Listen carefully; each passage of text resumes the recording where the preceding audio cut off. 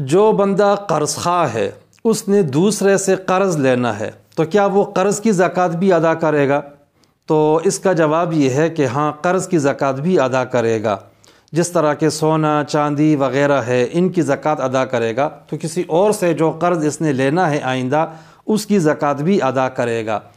البتہ امام ابو حنیفہ رحمہ اللہ کے ہاں قرض کی 3 قسمیں ہیں: قرض قوی، متوسط اور ضعیف۔ یہ جو زکوٰۃ ہے وہ صرف قرض قوی میں ہے، اور قرض قوی کی 3 صورتیں بنتی ہیں۔ نمبر 1، کسی کو نقدی کی صورت میں قرض دیا ہو۔ نمبر 2، مال تجارت فروخت کیا ہے۔ اور نمبر 3، وہ مال مویشی فروخت کیے ہیں جن میں زکوٰۃ واجب ہوتی ہے۔ یہ قرض قوی ہے، دین قوی ہے، اس میں زکوٰۃ فرض ہے۔ ایک دین متوسط ہوتا ہے اور ایک دین ضعیف ہوتا ہے۔ دین متوسط اور دین ضعیف میں زکوٰۃ نہیں ہے۔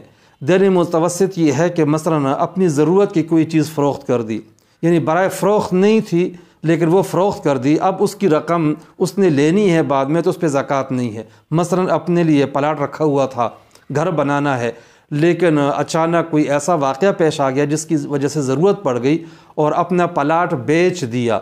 اب یہ جو رقم ہے اس کی زکوٰۃ فرض نہیں ہے صحیح قول کے مطابق۔ اسی طرح ایک دین ضعیف ہوتا ہے۔